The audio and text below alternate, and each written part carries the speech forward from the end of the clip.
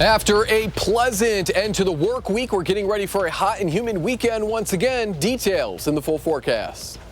Rock County woman speaks out after poison chemicals put her in the hospital. Plus, Mariners Inn set to close while the owners are exiting the business after nearly 60 years. It's all coming up on News 3 Now at 10. Good evening. Thank you for joining us. I'm Eric Franke. And I'm Sarah Carlson. Temperatures this weekend will climb back up into the upper 80s. Well, meteorologist Blaze Keller out on the weather patio with just how humid it'll get. Blaze? We're looking at another hot and humid weekend across central and southern Wisconsin after a more comfortable end to the work week. We're coming off of 2 days back-to-back severe weather chances. Friday, we were quiet, and now we're getting ready for not only the heat and humidity, but yet another round of possibly some severe weather, mainly on Sunday.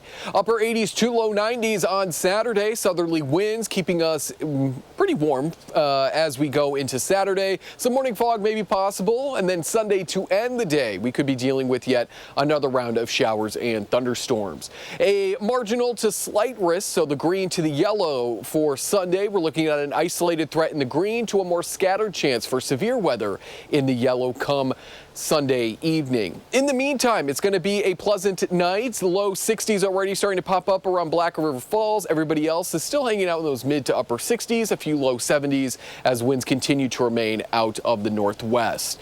We will also talk about what the temperatures and weather conditions will be like in the days leading up to the 4th of July and talk about whether or not we'll be dodging some showers and thunderstorms as we celebrate America in the full forecast. All right, Blaze, thank you. The couple accused of a poisoning plot in Dane and Rock County is expected back in court next week. Paul Van Dyne and Andrea Whitaker are facing a slew of charges in both counties for stalking and trying to kill women who Van Dyne went on dates with. Our Ellie LaLiberte shows us the severity of the poison that put a Rock County woman in the hospital.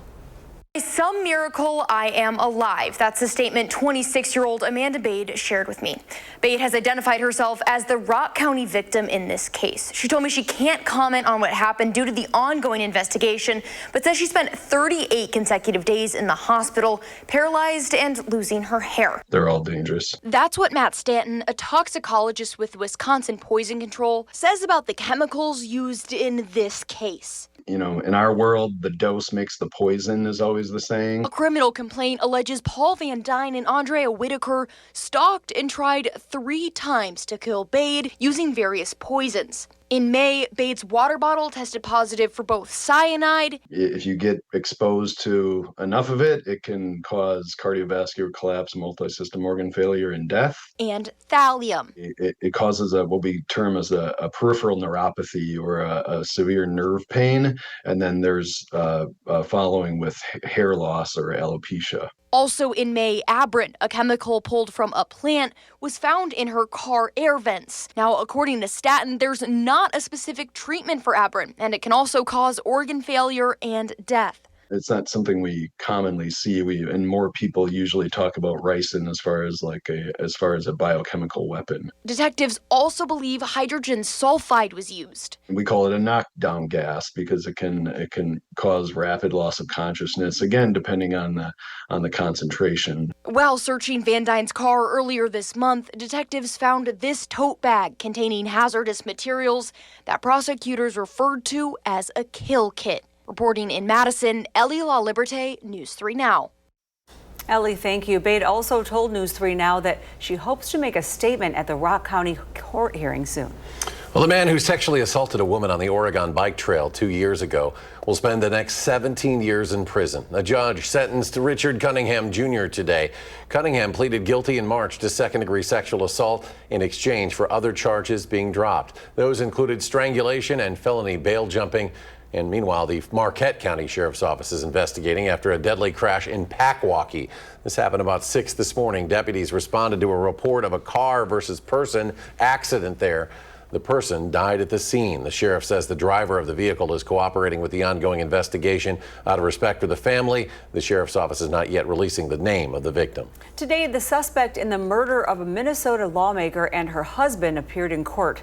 Vance Belter faces at least 6 charges in connection with the shooting deaths of former Minnesota Speaker Melissa Hortman, her husband, and their dog. A judge postponed his preliminary hearing until next week after the suspect told the court he he hasn't slept in nearly 2 weeks. The court appearance coincides with the Hortmans and their dog lying in state at the Minnesota Capitol Rotunda. Well, it's an honor to be here. Melissa was just such a giving, selfless servant for everybody. And I'm especially touched by the loss of Gilbert. To me, that underscores how senseless this was. Belter is also accused of shooting another lawmaker and his wife 17 times. They survived and are recovering. Prosecutors allege Belter had a hit list of at least 45 elected officials, all Democrats. A new report details the Wisconsin School District's use of federal pandemic relief funds. The research released by Wisconsin Policy Forum found the state school district received more than $2 billion in federal funds to address the effects of COVID and boost student recovery. Early spending focused on educational technology to adapt to virtual learning, while later spending focused on catching students up academically following school closures. Despite the efforts, Wisconsin students have yet to fully catch up. Wisconsin students are still not back to where they were pre-pandemic. That comes out in test scores, comes out in things like chronic absenteeism or summer school enrollment. And so one big question that our report left us with is, now that those federal relief funds are all spent, what are districts going to do? The Policy Forum's report says for the 16th straight year, Wisconsin voters approved a majority of school district referendums, but the referenda alone will not be enough for many districts to sustain desired spending. President Trump is shifting his focus now from Iran to the spending bill that he wants on his desk by July 4th. The massive bill would extend the 2017 Trump tax cuts, get rid of taxes on tips and overtime, and increase defense spending. But the Senate parliamentarian has taken issue with the Medicaid changes. Her objections could require parts of the bill to be removed or rewritten, which will take time. We'll get through it this weekend and be on the floor voting on the bill. If it takes a few more days, a few more weeks, that's not a problem. I anticipate that they'll be bringing this downright dangerous bill to the Senate floor sometime in the coming days. With a 53-seat majority, Senate GOP leaders can only afford to lose just 3 Republicans on the bill, since all Democrats are expected to oppose it. The U.S. Attorney for the Western District of Wisconsin is retiring. U.S. Attorney Timothy O'Shea will step down after 34 years with the Department of Justice. He began serving as U.S. Attorney in April of 2022. Assistant U.S. Attorney Chadwick Elgersman will serve as acting U.S. Attorney until a candidate is nominated by President Trump and confirmed by the U.S. Senate. A Madison Police Department program teaching Black youth life-lasting skills has returned. The department hosts a Black Youth Academy.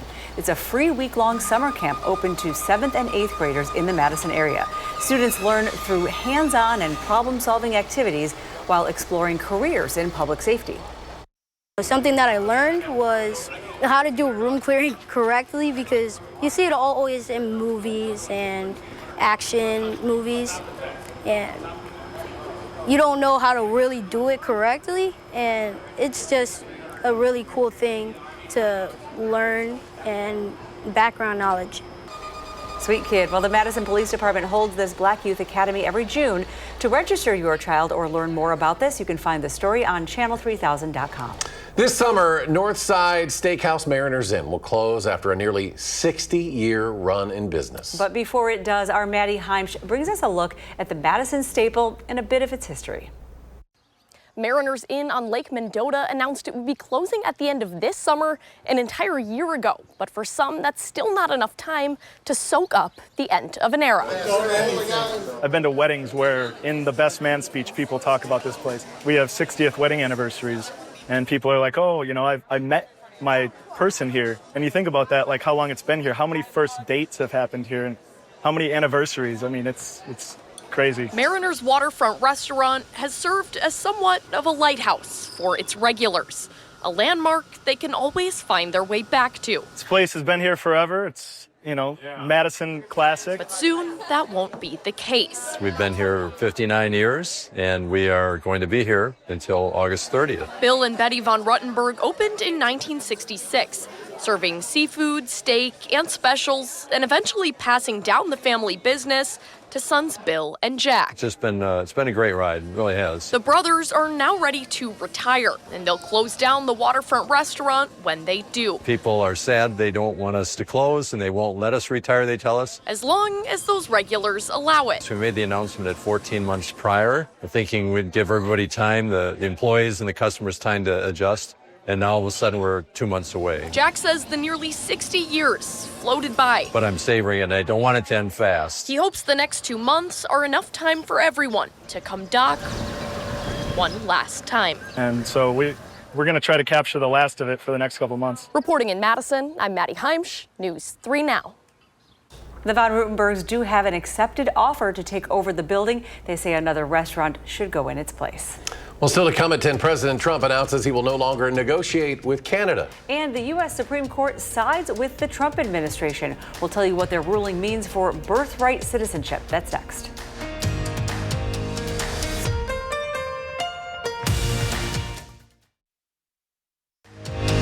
You're watching News 3 Now at 10. Welcome back. A conservative majority on the United States Supreme Court sided with President Trump on federal judges lacking the authority to grant nationwide injunctions. But the court left the issue of citizenship for children born in the U.S. to non-citizen parents up in the air. Erica Brown has more from the White House. Well, this was a big one, wasn't it? President Trump welcomed Friday's Supreme Court ruling that limits federal judges from issuing nationwide injunctions blocking his orders. Thanks to this decision, we can now promptly file to proceed with numerous policies that have been wrongly enjoined on a nationwide basis. And some of the cases we're talking about would be ending birthright citizenship, which now comes to the fore. In the 6-3 decision, Justice Amy Coney Barrett wrote the majority opinion, saying, quote, universal injunctions likely exceeded the equitable authority that Congress has given to federal courts. I think it makes some sense given where she is on the court, and I think she was able, obviously, to command more than a simple majority, but a 6-3 majority. Writing the dissenting opinion, Justice Sonia Sotomayor said, quote, no right is safe in the new legal regime the court creates. President Trump says the ruling will allow his administration to move forward with his birthright citizenship order and other policies. And federal judges have issued more than 40 nationwide injunctions that temporarily pause the president's orders. Officials in California, one of 22 states that filed suit against the president's executive order on birthright citizenship, predict an eventual legal victory. Nothing about today's decision suggests that we will not ultimately prevail on the merits. The court's decision today says nothing either way about the merits of birthright citizenship. The Supreme Court ruling did not address the constitutionality of the birthright citizenship order. The Attorney General says that could end up back before the High Court later this year. Erica Brown, CBS News, the White House. The U.S. is one of around 30 countries where birthright citizenship is the rule of law. The U.S. Supreme Court says parents in Maryland can pull their children from public school lessons using LGBTQ books if they object on religious grounds. In a 6-3 decision, the justices reversed a lower court's ruling in favor of the Montgomery County school system outside Washington, D.C. The district added the storybooks to a curriculum in an effort to promote diversity. Some legal analysts say they are not surprised by the decision based on previous rulings from the conservative-leaning High Court. Fascinating part of this will be looking to see exactly how the court creates the standard for determining when parents are entitled to notice and an opt-out. Parents initially were allowed to opt their students out of the lessons, but the school board changed course a year later. An attorney for the district argued the opt-outs had become disruptive. Consumer spending fell 0.1% in May. This is according to the Commerce Department. It's the first decline reported since the beginning of the year. One main factor, a nearly 50% drop in vehicle sales. Economists say that is largely due to people buying cars before the Trump administration's tariffs went into effect. Consumer spending fuels nearly 70% of the U.S. economy. Well, President Trump says he will no longer negotiate trade with Canada and will soon announce new tariffs. The president says it's because of Canada's new digital tax service, which targets large online companies like Amazon, Apple, and Google. Canada exports billions of dollars in goods to the U.S. The higher tariffs could spark retaliation and raise costs for both countries. Canadian officials have not yet responded. Well, a hot and humid weekend is ahead for southern Wisconsin. And more storms could also be on the horizon. Meteorologist Blaze Keller now with a complete story. And that's right. We're looking at 80s and 90s to return both Saturday and Sunday. More of us in the 90s on Sunday. And then as we look to Sunday evening, that's when we could see our next chance for some severe weather. But before all of that, we're going to sit quietly tonight with some fog developing by early Saturday morning as that warmer air moves in for the weekend. We do have a severe weather outlook for Saturday. There it is. We've got a marginal as well as a slight risk into parts of northwestern Wisconsin, as well as that marginal risk impacting just a few counties on our northwestern edge of what we cover. I only point this out because some of those showers and thunderstorms as they move out of Minnesota into northwestern Wisconsin may clip parts of us along the Mississippi River, Vernon County, Crawford County, as well as parts of Monroe, Juneau, Richland County. We could see some of these showers and a few dying thunderstorms as we go later Saturday, overnight into early Sunday. But the more widespread chance for severe weather arrives later Sunday evening, overnight into Monday. We have a marginal and a slight risk once again, an isolated chance for a severe thunderstorm in the green, whereas those of us in the yellow, that includes the Dells, Camp Douglas, Viroqua, La Crosse, parts of Crawford, as well as Richland counties and Sauk County. We're underneath that slight risk where we could see scattered showers and thunderstorms. These will be forming along a cold front as we go later into Sunday. After we warm up and build up all that energy, we essentially have to wait for the atmosphere to cool on down. And when it does, that's when we'll see those showers and thunderstorms develop. They'll push their way south and eastward, bringing with them mainly strong winds, possibly some hail as well, not to mention some heavy rain too. We've already seen some parts of Monroe County, Juneau County, and La Crosse County, an estimated 8 or so inches have fallen over the last 5 days. That's where we could pick up an additional maybe 1.5 to 2 inches of rain as we go Saturday into Sunday. This is over the next 7 days, but I think a lot of that rain is going to occur over the weekend. Further south and east, where we really could use more of those higher end rain totals, we're looking at about 1/2 inch there in the dark blue to about 1.5 inches in the light blue there across parts of Dane County, the Wisconsin River, and following north into parts of Green Lake and Waushara and Marquette counties. So again, we've made some great improvements on the drought conditions, but where we haven't seen a lot of that rain over the last 5 or so days is in parts of Rock County, Walworth County, where we're still holding on to those moderate drought conditions. So the rain will move on in as we head into the weekend, and then it's going to move on out as we look ahead to Monday. That's when we'll start off with some morning rain, and then it will clear on out. We remain dry for Tuesday, maybe a shower or two by Wednesday, and then it looks like we could see some shower and thunderstorm activity as we end the 4th of July, carrying overnight into the start of your 4th of July weekend. That's great news for those who are looking ahead.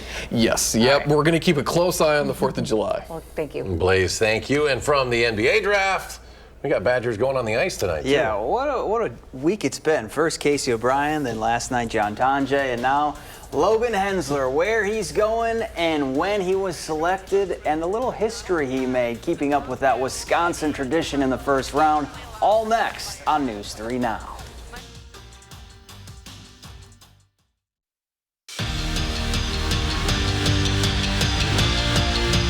The 23rd overall selection of the 2025 NHL Draft, the Ottawa Senators and Charlie are proud to select from the University of Wisconsin, Logan Hensler. Well, you heard it from Tom Green. Logan Hensler is headed to Ottawa. The defenseman becomes the 19th Badger to be selected in the first round of the NHL Draft. As a freshman, Hensler tallied 2 goals and 12 points in 32 games for Mike Hastings' squad. He's the 187th Badger to be drafted, and boy, he can't wait to be a Senator. I'm ecstatic right now. It's a dream come true. So great. I'm happy to be part of a great organization, and I'm excited to get started. Ahead with Well, former first-round draft pick Trent Frederick will be skating in Edmonton for a while. The former Badger signed an 8-year, $30.8 million deal with the Oilers. This past season, Frederick helped Edmonton reach the Stanley Cup Finals after he was traded from Boston. In his lone year in Madison, John Tonje put together one of the best single seasons in Wisconsin history. A program best 37 points in an NCAA tournament game. He sits first in free throw percentage, second in points scored in a season, and third in three-pointers made. Well, that got him drafted in the second round by the Jazz, but he's not the only Badger heading to Utah. Joining Tonje is his former teammate Stephen Crowell, who's signing an Exhibit 10 deal with the franchise. The Wisconsin offense has been a hot topic this offseason with the new OC Jeff Grimes, who's bringing back that old-school smash-mouth style that we all grew up seeing the Badgers run. Now, it's not like they won't air it out because they have weapons on the outside that can open it up. And after seeing a little glimpse of it, former Badger Alex Arrington is excited for what's to come this fall. It'll be really fun to see the pro-style system back in place and, the way the pass game plays off the run game, and I think they're going to surprise people. Obviously the schedule's tough, but whose schedule isn't tough these days? So I think they're going to surprise people, and I'm very optimistic, and obviously always cheering as loud as I can for the Motion W. Brewers opening up a 3-game series with the Rockies, and the Crew are red hot right now. Winners of 6 of the last 7. Jack Centurio looking to make it 7 of 8, and this would help. 4th inning, he reaches out and pokes a 3-run bomb to right. That caps off a 6-run frame for the home team. Brewers win again, 10-6 is your final. And that's it for sports. Blaze is back with one last look at your forecast after the break. 20. Well, finally tonight, why did the turkey cross the road? Check this out. You have to look at the video. To harass a New Yorker on his way to work. Earlier this month, Noel DeColin was leaving his Staten Island home when he saw a turkey sitting on his front walkway. You see the bird started to follow and then quickly chase Colin as he headed to his car parked there in the driveway. He's trying to get to it. He ran around his vehicle twice. That helped create some distance with the turkey. Turns out the turkey decided Colin's yard would make the perfect nesting site. You figured they were protecting something there. We have them out here in the parking lot. They kind of stare at you every once in a while. You went around the car 4 times. I love it. Blaze is going to punch a turkey in the face. If a turkey's coming at me, I'm going to come swinging. We'll both go down with this ship. I had to do that with our dog once. I think the turkey's going to win if he goes after him. Hey, now, He's tough. Meet me in the parking lot. We'll go see. They're probably out there. Watch out, guys. Well, we have some warm and humid conditions on Saturday. Upper 80s to low 90s. A better chance for 90s on your Sunday there. We could even see some severe weather to end Sunday going into He's rattled Monday. by the turkey already. Have a great weekend, everybody.